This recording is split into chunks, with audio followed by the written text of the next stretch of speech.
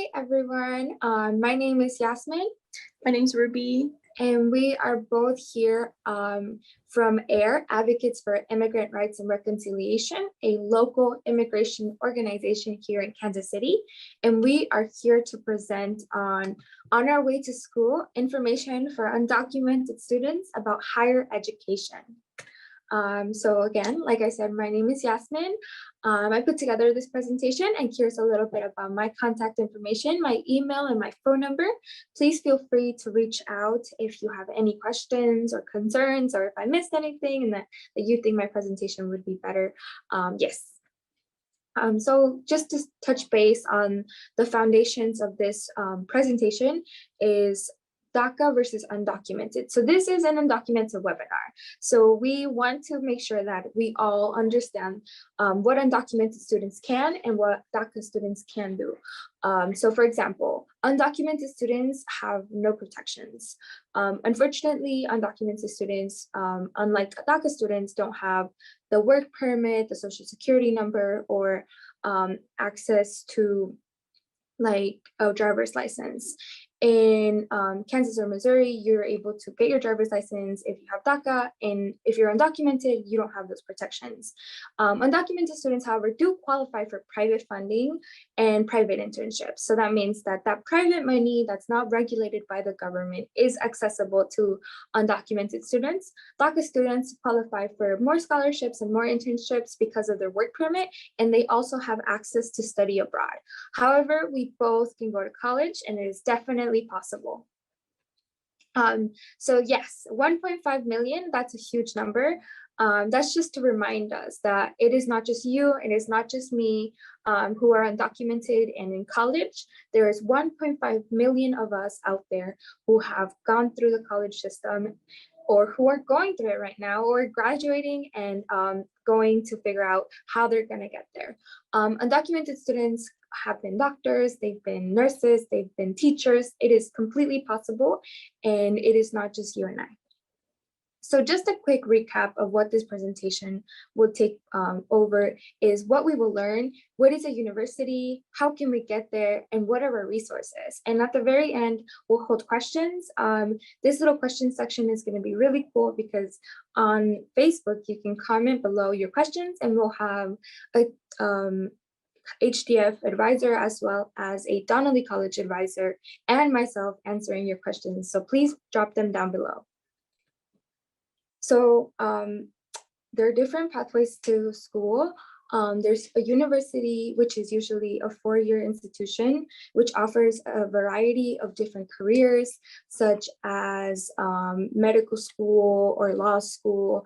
They're usually more pricey, and they're also a little bit less accessible for undocumented students because of that huge price.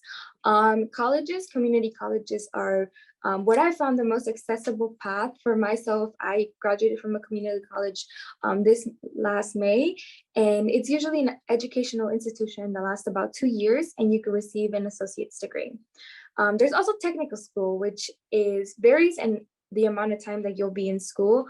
For example, you could go to beauty school and be there for a year. You could do a tech career like heating or air conditioning, or like anything really that can take about 8 months, or it just depends on what career you choose. But these are all options to higher education. So just a little bit of our establishing. We are here, I was a student in Kansas, and my friend Ruby here was a student in Missouri. So there's big differences. Since this undocumented webinar is geared to Kansas City students, we understand that we're sister states and that we share a lot of our resources. The only difference is that Kansas and Missouri do have different laws. For example, in Kansas, you have access to in-state tuition. Kansas allows undocumented students like myself receive in-state tuition, which means that I get charged the same rate as any other student, regardless of my status. In Missouri, however, there's not so friendly laws. There is no in-state tuition for undocumented students, which allows universities to charge us international rates, which is absurd. It's a lot more money. However, that doesn't mean that you can't go to a school in Missouri. I'm going to Rutgers, which is a school in Missouri, and it's a private institution. So that is why I was able to get my scholarship and go to school in Missouri. However, there are other undocumented friendly colleges. For example, there's Avila, KCKCC, Kansas State University, Donnelly College, Park University, Rutgers, University of St. Mary's, and Johnson County Community College. Now, these aren't the only universities that are out there, but these are the ones that I can for sure tell you, like, they have a scholarship for undocumented students. Like, they work with them. They have had students come through their universities or their colleges that are in the same situation and that I can vouch for and have those resources. And there are other state schools, they're just more pricier and maybe they don't have the same amount of resources as these. So now I'll pass it over to my friend Ruby about the basics of college. Yeah, so some basics of college. Something that we always going to talk about is college credit hours. So what college credit hours defined is the general measurement of time that a student spends in a classroom a week, and also depending on your college credit hours depends whether you will be a part-time or full-time student. So usually what scholarships look for is for you to be a full-time student, which means taking at least 12 credit hour semesters. But you can also be a full-time student by taking 15 credit hours or more. It is always recommended to take at least 15 credit hours, but it also depends on how much you feel like you can take in and you can't. I started with 15 credit hours, and as I went on, I decided, like, no, that's way too much for me. I need to stick to 12 credit hours and just be a full-time student for my scholarships. It will also depend on majors or minors. Majors and minors is also something that we get asked a lot about, like, what's the difference? So a major is the specific subject that a student specializes in. If you're going to go into being a nurse, you're going to major in being a nurse and take medical classes and all that, but you might want to minor in art or history or business. And that is also something that you can take, and it's just a complementary degree that allows you to stand out and that you could potentially pursue at some time, but it's not what you would specialize in. You might take 1 or 2 classes a semester for that minor, but it's not your specialty. And then something really important that is a basic of college is community. When you go into college, you always want to make sure that you get into some kind of club or sorority or sport. It is so important to try and find community in college.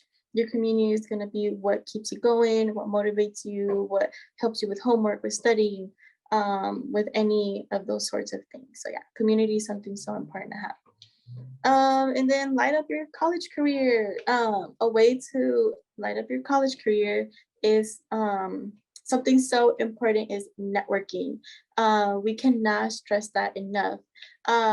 When you get to college, make sure you connect with your professors and college staff, your advisor, your financial advisor, like any type of networking that you can do. The most important thing that I have learned so far from one of my professors is that every single time you talk to someone, expect to be wowed.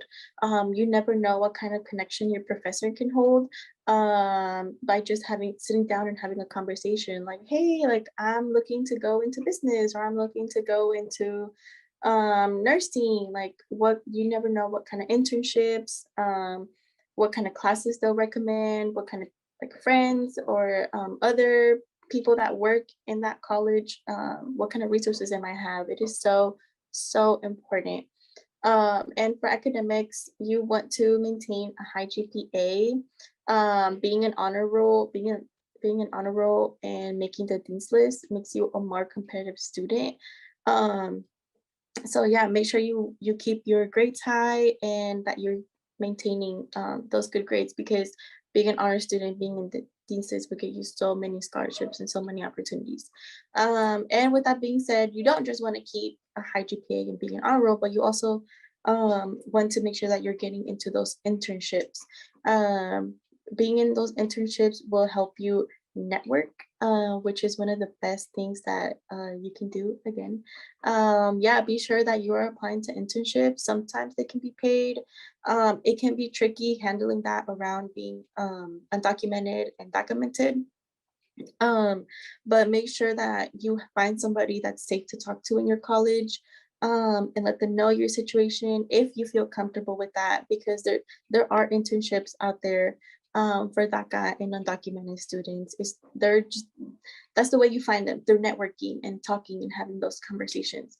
And yeah, with internships, you can find mentorships, and it'll give you some time to understand your field better and see if that's something that you do want to go into, as well as research. Students who research and conduct studies, it allows them to understand their field better, as well as build relationships within their school. I have a friend that attends my school who was able to get an internship with the school in marketing. So he's been able to see how that works and see if it's something that he wanted to go into. Like, he wasn't sure exactly what he wanted to study. And with marketing, it was something that he was able to experience and make some good connections. And from that, sometimes from that internship or from that research study, you're able to then meet somebody who then could get you another internship or another research study. So it's always great trying to get into those programs. And the most important thing about before getting into internships or any of that, it's like, how do we even get to college as an undocumented or documented individual? Scholarships. So it is a myth that undocumented students cannot go to college, because you can. It is possible. Scholarships are going to be our besties, our best friends, everything to us. So there are several scholarships available, both national and local, that are offered to undocumented and documented students. They are pretty hard to find, so make sure you start networking early. You can network in high school.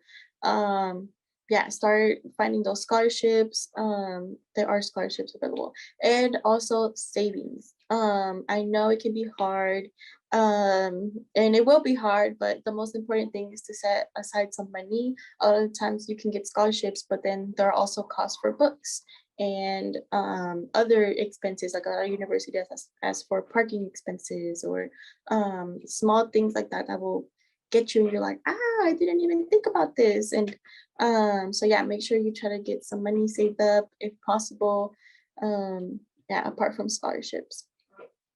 And some documents that you want to have that will be required on some of the things that you're applying for.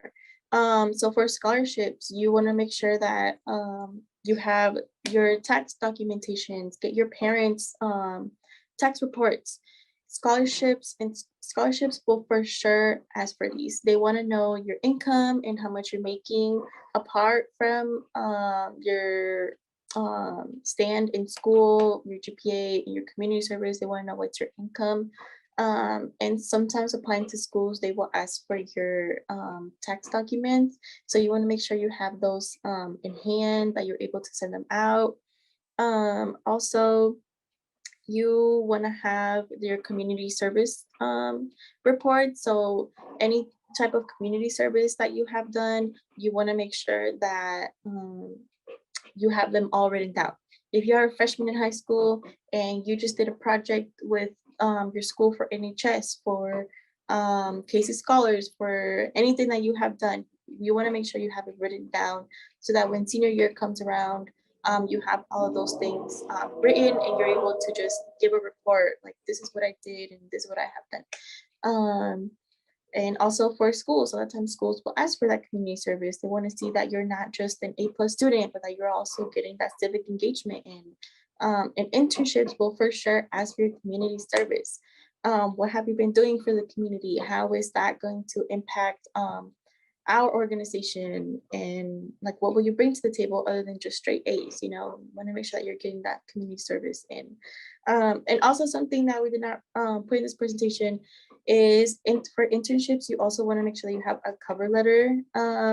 And so a cover letter is going to be just a quick 2 or 3 paragraph paper where you talk about what you've done, what your goals are, and how what you've done ties in with those goals, and kind of like, depending on the internship you're going to, tie it in. So if I've done work for undocumented students in my schools and in my college, how is that going to tie in with the internship that I'm in now with Advocates for Immigrant Rights, right?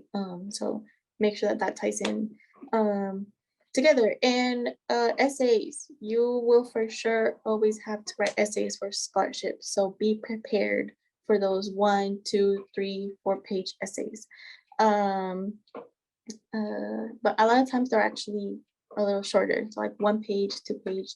A lot of schools will also ask you to write essays when applying. And for internships, you like the cover letters, it's going to be that type of essay. And then transcripts, you want to make sure you have transcripts available and make sure that they're sent out to the right person. A lot of times you'll want to just send them out to the school, but you'll actually need to send them out to a specific advisor or counselor at that school. So make sure you always read on those things.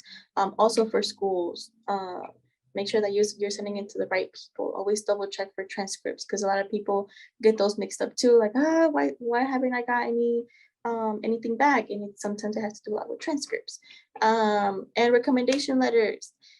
As soon as you start your senior year of high school, make sure you start asking for those recommendation letters from your teachers. It may feel like, oh, it's too early, but you want to give your teachers time to plan out how long they're going to take on them, what they want to say. You don't want to just get a recommendation letter that says, oh yeah, they were great in my class. Like, you want to get some that are like, they took leadership in this, or it was great working with them. Like, I got to know them individually. Make sure you give your teachers time to get those recommendation letters in. And not just teachers, also if you've done some community service in your community, make sure you get those community leaders to try and get you those recommendation letters. They always look great. All right, and scholarship essentials. So when writing scholarship essays, make sure to always answer the question completely. Do not waste your word limit by going off topic. A lot of times we tend to try to like get off topic a little bit because we're going to talk about something else, but no, make sure you always answer the question completely. Talk about your work experience. You definitely want to talk about your community service that you've done, if you've been involved in some type of club, like 1 or 2 of those experiences. But if you were somebody who was not able to be the president of multicultural club or be involved in your school's club, like NHS or student council, like because you had to work, you had to maintain your family, make sure to put that in your essays and your experience. It is so important to put that in there because a lot of us weren't able to be in those clubs. We had to work and sustain our family or take care of our siblings, or we couldn't afford to get a car, so we weren't able to drive back and forth to and from school. And then also resilience. Your story holds so much value and it is so important, but try to not pity yourself or share uncomfortable stories that you are not comfortable sharing in your essays.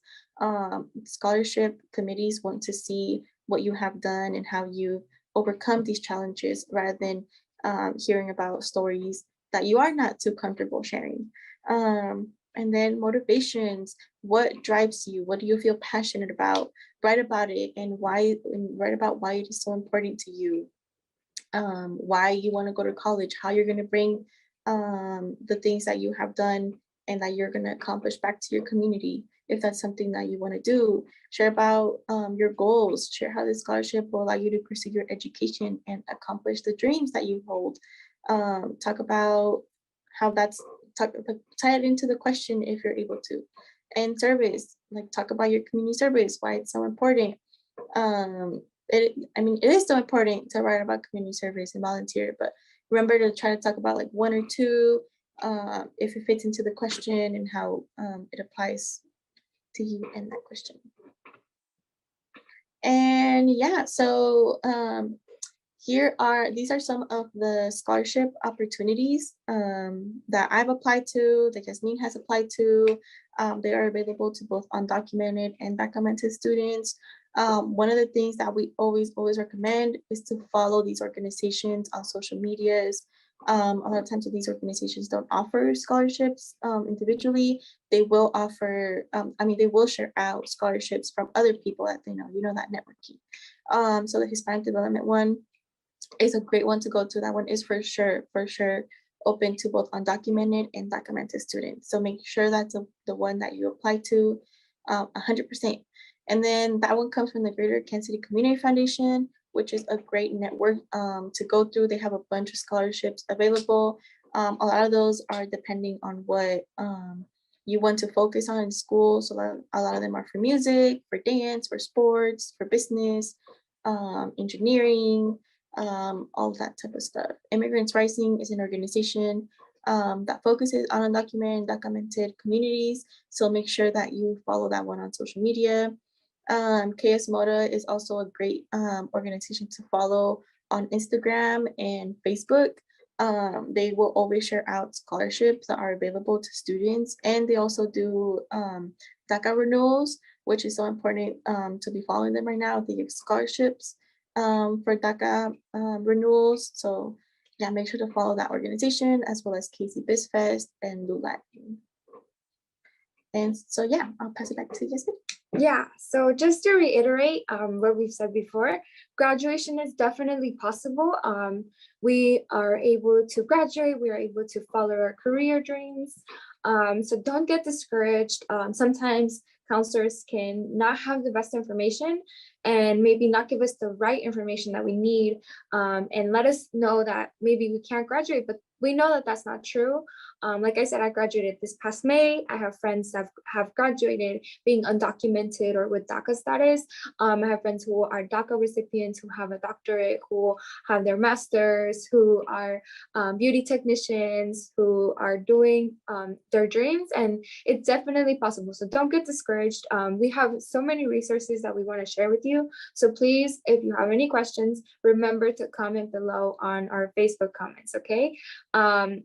And we also, just to, like I said, if you have any questions, here is a QR code where it will go directly to us.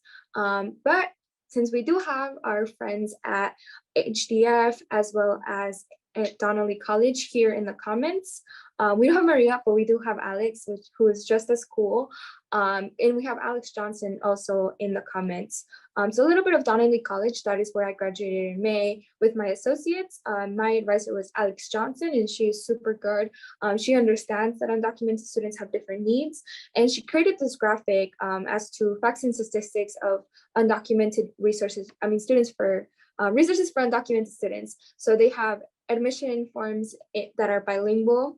They have parent information, they have admissions counselors who are bilingual, they do free testing, they offer scholarships. That's why sometimes having those scholarship essays for not only scholarships, but also our colleges, it's also very important to invest time because sometimes Donnelly will match you. So say that you have a low income family, then they're not gonna charge you full price for their tuition. So Donnelly is very good about working with undocumented students.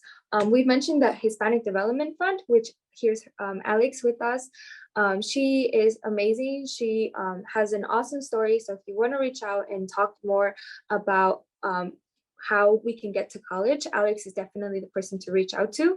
And just remember, everyone's pathway to college is different, and there's no right or wrong way. Take the path that best suits you. You are not alone.